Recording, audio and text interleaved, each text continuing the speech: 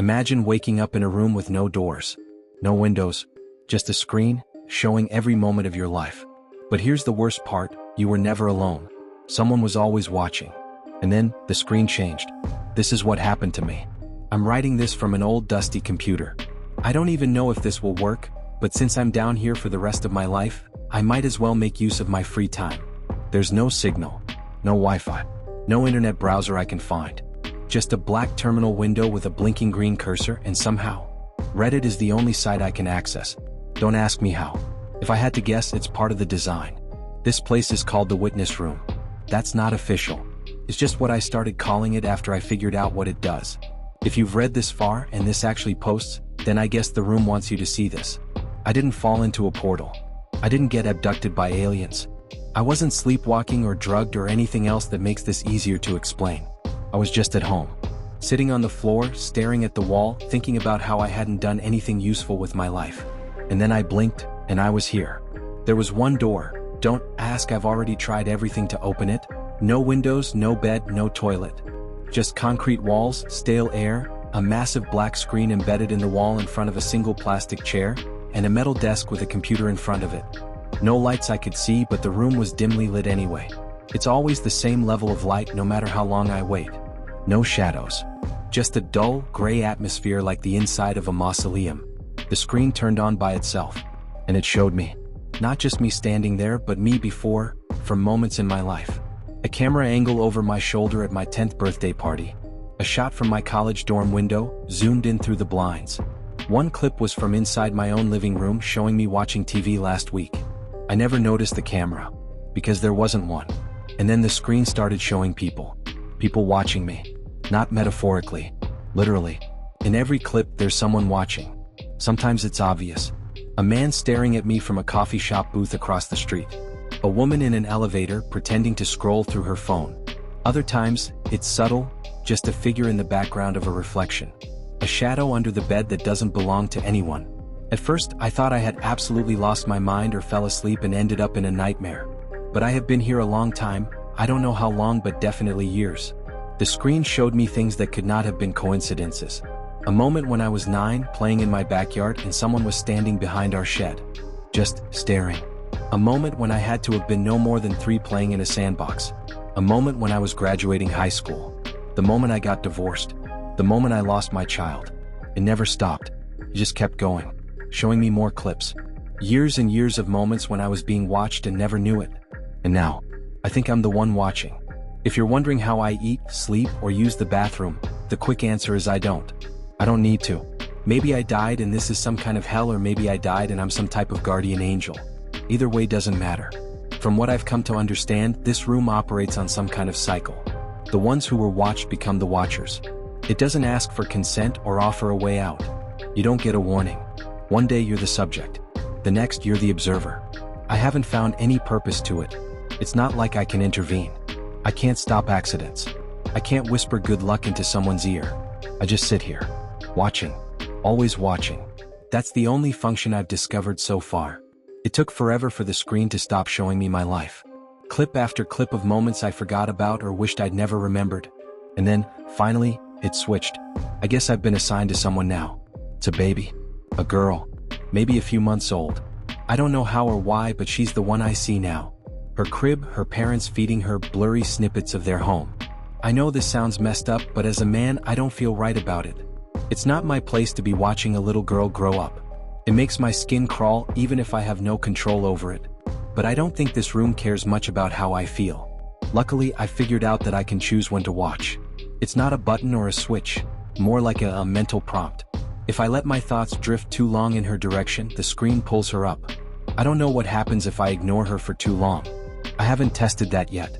I'm not sure I want to. Sometimes I look away for days at a time, afraid of what I might see.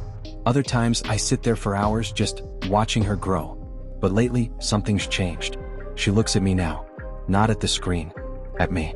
Like she knows I'm here. A few days ago she reached her hand out and waved. She couldn't have been more than 3 years old. I waved back. Instinct maybe. Then yesterday she held up a piece of paper. A drawing. It was me. Sitting in this chair. Same hair, same face, same shadow under my eyes. Same room. After she showed me the drawing, I shut the screen off. I just thought about nothing for a while. Sat in the chair, stared at the wall. Thought maybe I was losing it, more than I already have. But when I turned the screen back on, she was gone. Her room was empty. Her family, her mother, they were all still there. Just no sign of her. Like she'd never existed. I waited. Hours passed. Nothing. Then the feed changed. I didn't touch anything, didn't think anything. It just switched, like something in the room decided I'd had my turn. Now I was watching something else. A new screen. A new room. A man sitting in the same chair I'm in now. Same walls. Same humming. Except he was older. Maybe late 50s. Balding. He looked tired, like he'd been in here forever. He was watching someone. A kid. A younger version of me. The man leaned closer to his screen, and for a split second I saw it. His reflection. His eyes weren't right. Too wide. Too glassy. Like he was trapped inside himself, watching something else watching him. The feed flickered. And suddenly it wasn't his screen anymore. It was a recording. Of me. My childhood. Again. But this time, it wasn't how I remembered it. There was a birthday party I never had. A dog I never owned. A man standing at the edge of the backyard I'd never seen before, wearing a watch I now realize looks exactly like the one I'm wearing now. My whole body went cold. Because if this was a memory, why was I in it, watching myself years before I ever entered this room? The screen cut to black. And then the door behind me unlocked for the first time. I rose, almost as if on autopilot, and stepped away from the old dusty computer. The door swung open slowly, revealing a narrow hallway lit by a sparse, flickering light that danced along the concrete walls. The hum of the room was punctuated only by the sound of my own ragged breathing and the soft scuff of my shoes against the cold floor. The door creaked open on its own, slowly. No breeze, no pressure, no reason it should have moved. I didn't want to go through it. I really didn't. But I also didn't want to sit in this chair another second. So I stood, knees stiff from days or weeks of not moving much, and stepped toward the hallway. It was pitch black beyond the doorway, but as soon as I crossed the threshold, dim lights flickered to life along the floor, one by one, leading me forward. I followed them. This hall was different from the room I came from. The walls weren't industrial metal anymore. They were smooth, painted, beige, like a government building or a hospital from the 90s. I passed doors on either side, all closed. Each one had a small glass window. Why didn't I have one of these? I peeked into one of them and saw someone sitting in front of a big screen just like mine, except they didn't have a desk or computer. My heart pounded as I backed away and bolted down the hall. One by one, I reached each glass window, and every time I peered through, I saw a similar scene. A solitary person seated before a big screen, their eyes empty yet fixated, as if in an endless trance. The occupants were different each time. A young woman with a tear-streaked face here, an older man with tired eyes there, even a child who looked very familiar. The child was her. I couldn't believe my eyes. She couldn't have been more than 3 years old. What kind of sick joke was this? Why was she here? I fumbled along the door, searching for any kind of handle, anything to open it. Just as I was about to slam my body into it, the door swung open with a creak. There she was, sitting on that big chair, her small face contorted with tears. I reacted instinctively, scooping her up in my arms. She stared at me with an intensity that belied her age. Then, as if on cue, she raised a tiny hand and waved at me, just like I'd seen her do before on the screen. And then, with a voice so soft it might have been the wind, she reached up and poked my nose. "You're the drawing," she said. I held her close, trying to shake off the cold shock of those words. Just who was she? How did she know me? And most importantly, why had I been watching her for so long, only to find her here, reaching out, as if demanding I see the truth of it all? The silence in the corridor was oppressive now, every distant hum and creak a reminder of the twisted maze we were trapped in. I looked down into her eyes, searching for answers in that small, enigmatic face. There was something in her gaze, an unspoken plea, or maybe an acceptance of the fate she'd been thrust into. As I stood there, with her weight in my arms and her whispered message hanging in the air, I realized that the cycle had just become a little more personal. I wasn't just a watcher anymore. Somehow, I was meant to be a part of her story too. And with that realization, I knew there was no going back. I was in too deep now, both the watcher and the watched, bound together by a sick twist of fate that defied explanation. With her quiet, unspoken command still ringing in my ears, I took a deep breath and stepped away from the door that had brought her to me. I had to find a way out. It wasn't long before I found it, a door so massive it nearly spanned the width of the wall. My pulse drummed as I entered a massive room. The walls all around were alive with flickering screens, each one showing countless others locked in their own isolation. It was a congregation of watchers, all imprisoned in their own cycles, each one watching someone or perhaps watching themselves. I stopped before a particularly enormous metallic door, its surface gleaming in the half-light. A strange symbol was etched into its skin, something neither ancient nor modern. Unsure if this was another trap, I hesitated only a moment before pushing it open. What I found on the other side stole my breath. A vast, ruined landscape sprawled out before us. A post-apocalyptic wasteland where crumbling skyscrapers jutted from the barren ground like broken teeth. The sky was a sickly wash of colors, illuminated by a wan, permanent twilight. It was as if the world had peeled away from its old skin, revealing a harsh, unforgiving reality beyond the sterile corridors of this building. Her small hand gripped mine tightly as I stepped through, and together we navigated shattered highways and ruined cities that whispered with the memories of a lost world.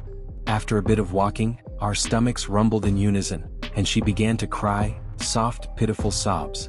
For the first time since I ended up in that room, I realized I was both hungry and tired. The weight of exhaustion pressed down on me. I had to find shelter and some sort of food for us. As we walked, every ruined structure, every deserted building told a story, a time before the endless cycle of watching began. We pressed on, desperate to find any signs of life. I paused near a crumbled wall covered in tangled ivy, the harsh remnants of the old world clinging to its surface like ghosts of memories past. I could feel the chill seep through the fabric of my jacket, and my empty stomach roiled with the gnaw of hunger. I glanced down at her, her tiny face streaked with tears, and felt a pang of responsibility and helplessness. I haven't felt such raw vulnerability in a long time. It had to have been before my daughter died that I felt anything so piercingly human. I know I'm not her father, and she isn't the daughter I lost, but as I held this little girl in my arms, those familiar, aching emotions surged back with a force I hadn't expected. Maybe this whole thing is a sick twist of fate, a way for the powers that be to let me have another go at life. I wouldn't have chosen this map, but I guess I can't be too picky.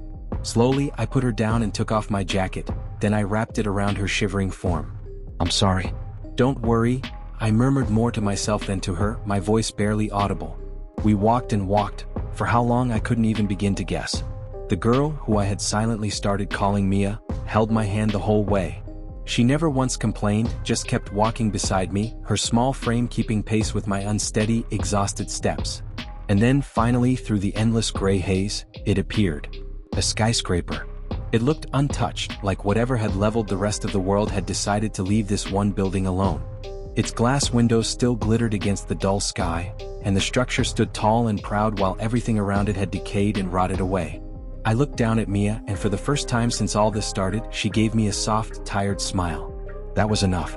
I pulled her along as we pushed through the old revolving doors at the front entrance. Inside, voices filled the air. Quiet, normal voices, the sound of people just talking. The moment we stepped into the lobby, those voices stopped. Everyone turned to face us. A room full of strangers, dressed in casual, worn-out clothes, covered in dust and dirt, looking at us like ghosts had just walked through the door. The building itself was strange, you could tell it used to be grand.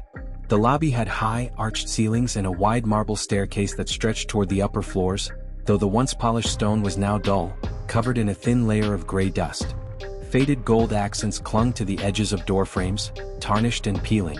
Chandeliers hung overhead, the crystals caked with grime, but still catching the faintest bit of light. It was beautiful in a sad, hollow way, like a museum of what the world used to be.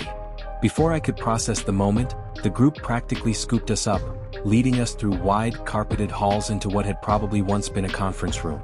A long table still sat in the center, surrounded by mismatched chairs that had clearly been scavenged from around the building. Someone brought out food, something warm and surprisingly decent, and the older people in the group immediately gravitated toward Mia, doting on her like long-lost family. The rest turned to me. One of them, a man whose beard had grown wild and silver over the years, did most of the talking. They told me I'd just been through something they all knew too well. They didn't know where this place was. They didn't know why any of it existed. All they knew was the cycle, the room, the screen, the endless task of watching, of being the eyes for a world that didn't even seem to know you were there. They didn't know who built it or who controlled it or if anyone even did. But there was one thing they were sure of: very few people ever got out. The ones who did somehow found their way to this building. We tried to wait for new people at the cube, the old man said, apologizing softly. "We weren't there for you today. We're sorry for that." I didn't even know how to respond, so I just nodded, listening as he explained the only rule they seemed to have. No one here asked about your old life. And no one ever asked about the things you saw while you were in the room. "You leave that part behind," he said, his voice steady but hollow. "We all do. It's the only way we get by." They gave us food, water, and finally led us upstairs to what they called the apartments. A few rooms on the upper floors had been turned into living spaces, cleaned up as best as possible. The building, surprisingly, still had electricity, still had water. The elevator even worked, and nobody could figure out why. Apparently, it always had. Food, they said, just appeared at the front doors every week. No one ever saw who delivered it or how. But there was always enough for everyone. They portioned it out and left it at each apartment door, no questions asked. Mia and I thanked them the best we could, still dazed from the whole experience, and stepped into the small apartment they'd given us. It wasn't much, a couch, a bed, an old lamp flickering in the corner, but after everything, it felt like a palace. We walked over to the window and stood there, hand in hand. The world stretched out before us like an endless graveyard, buildings reduced to skeletons, streets swallowed by nature and time. But beyond all that, far in the distance, the silver cube still sat, shining cold and perfect in the sun. That place would always be there, watching, waiting, and now so would we. Years passed and me and Mia are doing great. I got married to someone who came out of the cube a couple months after we did, and we are building as good as a life as we can. I even found an old computer in one of the many rooms here, and wouldn't you believe it? It works. Unfortunately, it only has Reddit and a music playlist available on it, but hey, it's entertaining enough. Anyway, thanks for reading about my journey to my new life, and if you ever find yourself in the witness room, try and get out. This new world isn't all that bad. I'll keep you updated on progress we make learning about this new world. Bye. The Watchers.